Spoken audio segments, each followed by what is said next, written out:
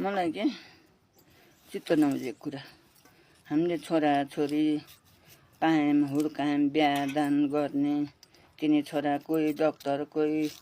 Master कोही वकिल के गराउँछौँ सम्पत्ति भएकाले सम्पत्ति बेचेर हेर्नु छोराछोरी पढाउँदा खेत हुन्छ कि बारी हुन्छ कि सबै थोक बेचेर आज छोरालाई इन्डिया आर्मी गराइयो छोराले पढुन्जेली पढ इन्डिया आर्मी भयो हुर्क्यो बढ्यो छोरोले बिहा पनि गर्यो हामीले तिनी छोरछोरी पढाउँदा कहिल्यै शर्त राखेनौँ हामीले हेर्नु कहिल्यै शर्त राखेन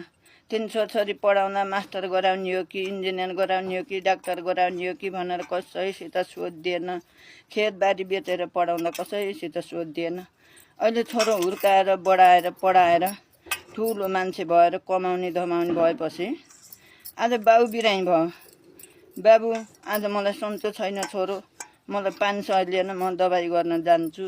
भन्दा बुहारीसित सोध्न पर्छ है बा भन्ने आज हामीले तिनी छोरा पढाउँदा कोसित सोधेका थियौँ र ल भन्नु त आमाले बाबु आज मेरो चोलो फाट्यो 1000 रुपियाँ लिएन छोरो म आज चोलो किन्न जान्छु भन्दा बुहारीसित सोध्ने भनेर छोराले भन्छ आज हामीले तिनी छोरालाई हुर्काउँदा बढाउँदा कसैसित सोध्यौँ आमाले लगाएको तिरली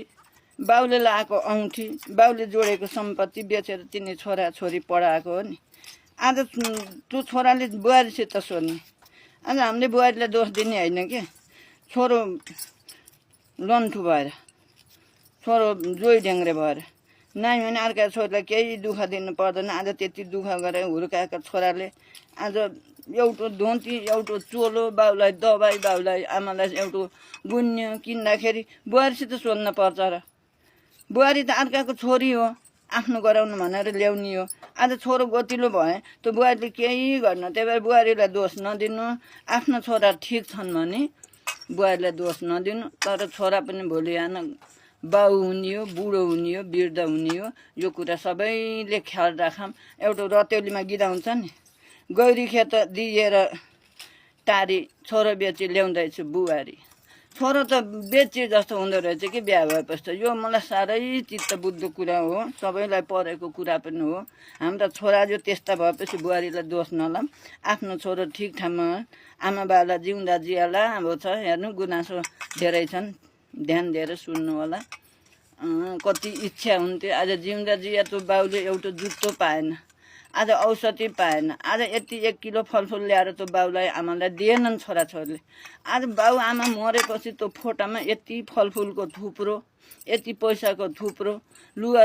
दान गर्ने जुत्ता दान गर्ने जिउँदा जिया दिएको भए त्यो बाउ आमा अलि तङ्ग्रिन्थे कि अलि वर्ष बाँच्थे कि हेर्नु मरेपछि त्यो दान दक्षिणा त्यो फोटामा थुप्रो पैसा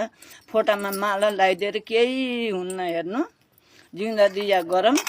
13 दिन काजक्रिया गरौँ 14 दिनबाट केही नगरौँ आमा बाबा भनेको जिउँदा भगवान हुन् कहीँ देवी देवता भगवान खोजेर नहिँड्नु होला घरै छन् भगवान यति छ मेरो गुनासो।